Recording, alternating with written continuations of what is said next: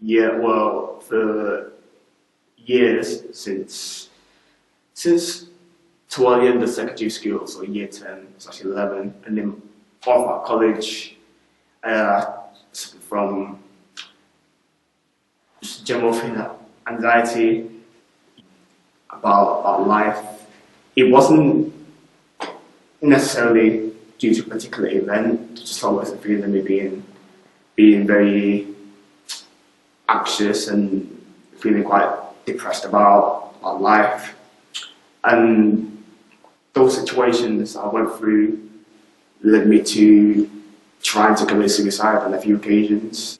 Depression, and she mentioned the word depression, so I was like, oh, it's depression. So I googled it and it came up with the definition of depression, you know, and what it is, and I was like reading it word line for line. I'm like, yes, that's what I always feel like. Like I feel like that, like when I feel bad. And then I said I was depressed. From then on, I was like, okay, yes, it's depression, what I know.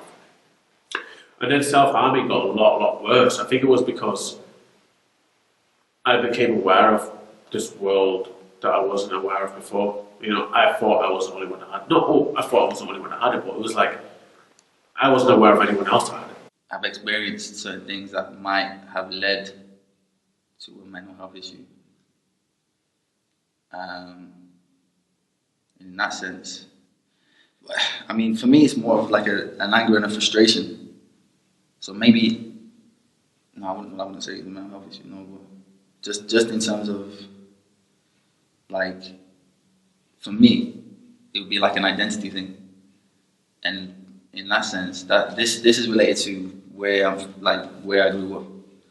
So, you know, growing up in a predominantly white neighborhood, but being mixed race, West Indian, and, you know, my mum's white, being constantly told, or having people constantly project my identity onto me, constantly telling me what I should be, what I am. And then, so growing up feeling like that, even though I'm with my friends, like, and in my eyes, I'm no different from anyone else in this particular stage of my life. And then, as soon as so people telling me who I am, and as soon as it related to my skin color, my race. So, and then as soon as I associate with that side of my makeup, then what they're saying switches to something else. So they're constantly telling me, you know, just to put it in plain terms, I used to get this line at school all the time. It's like people telling me I'm black. Which, you know, it didn't bother me at the time, but like, it's people telling me I'm black, and then as soon as I associate with being black and explore that side of me, then people are constantly telling me where I'm from. So it's like, I feel like that pressure in itself, I dealt with it in my own way, which I feel like, you know, I've come at ease with that in myself. I feel like that could have easily led to a mental health issue. And I feel like that's a situation that a lot of mixed race people maybe experience or could experience. I don't think, I would have said no, but then that's like saying I've had perfect health. Yeah. You know what I mean? And I've never had perfect health, so yeah, I would have experienced it. It would have just been probably like exam periods, anxiety, paranoia, like even, yeah, because things grow, don't they? So you can be generally suspicious or cynical, can turn into a paranoia, and like can kind of keep slipping down if you don't address it, and then like that. So yeah, at times I would have been probably anxious about stuff, or down about stuff. Yeah, like so going into a bit depression, not into depression, like a clinical depression, but just like in the same way how you can have the flu or a cold. I don't know if it works like that, but yeah, you can feel down for a bit, for a longer bit, and then you kind of come out of it. But I don't think I've got to a point where I've had to, where I haven't been able to use my own initiative to find my way back to a balanced state. I don't know, it might have been to do with stress or something, but you just like kind of just quit, just stop working and stop doing normal stuff, and it just ended up going downhill. That's when he started doing it. I don't know why. I didn't really know why, but he just started acting different.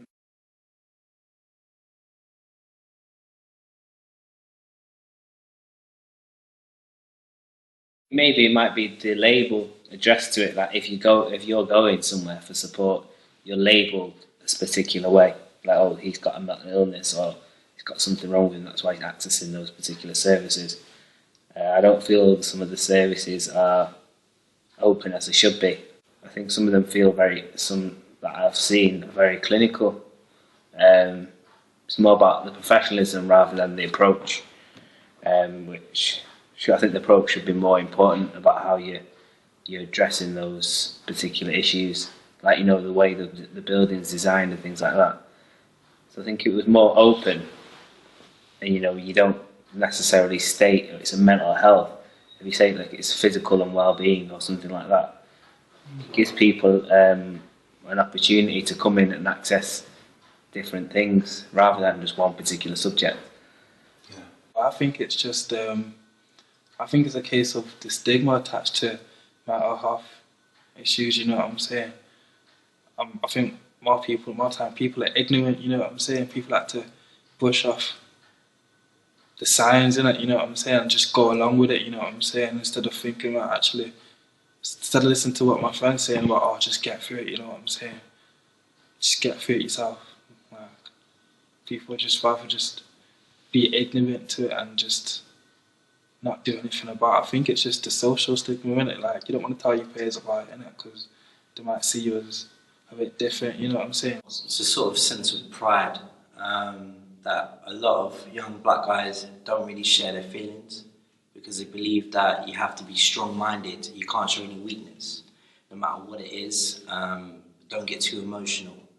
I was brought up in a sort of area back down south where you had that sort of mentality and you couldn't show it because it was a sort of sense of failure. Do you know what I mean? So anything they had to deal with, you had to deal with yourself in your head, not share it out with anyone. So regarding people in that sort of situation, it is one of them sort of things where you can't really get too emotional. You know, it's all to do with the sort of social aspect where people will judge you, and it's always constantly in a negative way.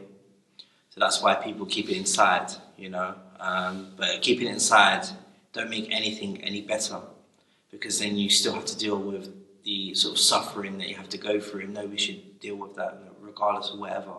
Because, you know, mental health is, the whole idea of it is stigmatized, like, right from growing up. Because you don't really, no one ever lays it out to you in those kind of, in terms that help you understand it from, you know, growing up. Unless someone in your family or, you know, the base explains it to you. You're going through a system that is preordained in, you know, to stigmatize mental health, and a lot of people are going to go through that system and take exactly the same things out of it. That's why, for me, you know, mental health, or if you know someone, or if you come to understand someone that has a mental illness, or even the whole idea of mental illness is a big no. That's why it's like, well, I'm not going to go there, because if I get hit with that word, how's that going to make me feel, or what's that going to do to me? What's that going to do to me if so-and-so knows I have this?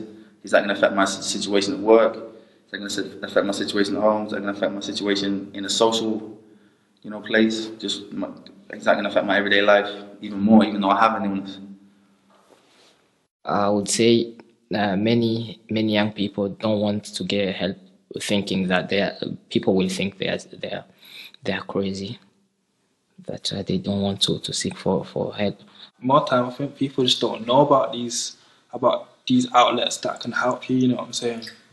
It's just lack of knowledge, to be honest. If it was better advertised than that, then something would happen. You know what I'm saying?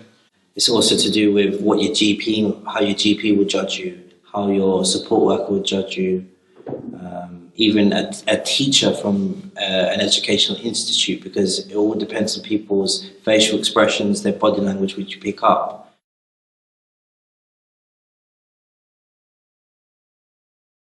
I think that I always found the services that I had the most were the non-medical ones. Because I found the medical ones, like when I was at the North Manchester General, Council, all of those, they have to follow their, procedures of trying to diagnose what my mental health condition is, and generally in those, because it's all very structured, not really formalised, sometimes you feel that may not be their fault, but not much, you don't see much sort of empathy coming into it. It's all about, you have to get through the appointments. Because I was part of the Children's Society group, there was a lady who was my project worker. Many times we used to chat, and one day we were chatting, and she just told me, there's something going wrong in your head. I don't say you are sick, but there's something going wrong, and I think I don't have anything to help you, but I can take you to someone who you can talk to, and have some will help you to to clarify what's going on in your life. And that's why I started find out that I had some problems going in my head without know. And when she told me that is when that was my first experience joining the sessions, mental health sessions. Is when it was my first. But before that, I didn't speak to any GP or online. I never do that. And I don't think I can do that again because I have people who I can speak to. I walked in and my tutor found out when I saw the blood on my shirt. It was quite obvious. And my tutor saw it. And he basically took my other tutor, and that guy got in contact with the youth workers, and the youth workers got me down for sessions. Not even sessions, they just talked to me for a bit, what's up, blah, blah. And it was like, yeah, we'll give you a referral for 42nd Street. Back in February 2013, it was sort of a self-referral. It wasn't because of GP. I heard a lot about them. I think it was just having the person, someone there to listen, not to. I never get any sense. I think the key was not getting the sense of being judged or there was a diagnosis. It just felt like a different feel, different approach to it than in the NHS.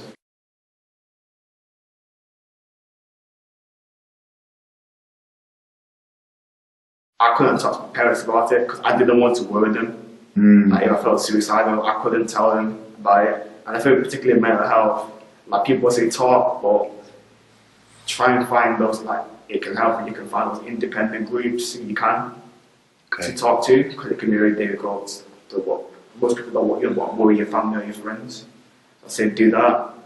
Sort of place where you can feel like you can come. No one won't judge you because everyone's in the same boat. And then when you leave, you've got such a big sort of smile on your face because you know something's happened, regardless if it's your one-on-one, where you can just calm and relax, and then they'll sort you out in the right way. Like exercising, socialising, working,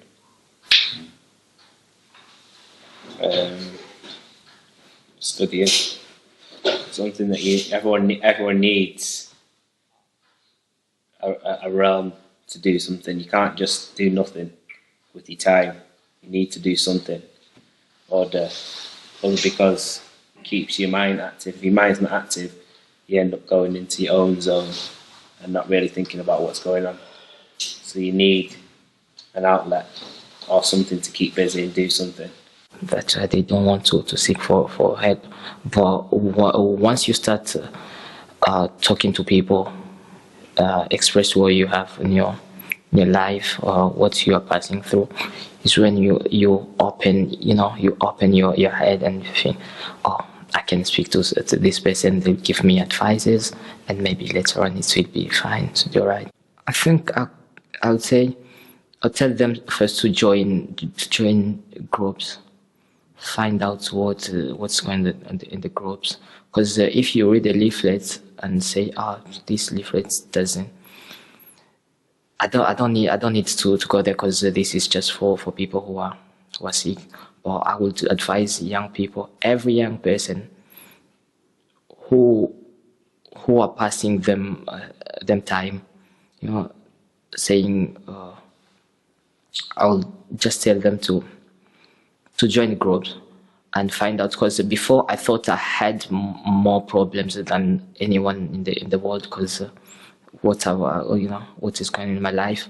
But I found out there is other people who have problems, and when I start expressing my problem, they give their problem, and I found out maybe mine is I've got something to live, give me strength, I see in youth clubs and that, like, you can tackle more issue-based stuff, you know what I'm saying, about like life in it, and I don't know, it might be drugs, you know what I'm saying, it might have alcohol in it, but I think when you tackle things like teenage pregnancies and stuff, and it can lead on to such stuff like talking about mental health issues, or issues around drugs, like how they can lead you into addiction and dependency and all this, and the mental health side of it as well.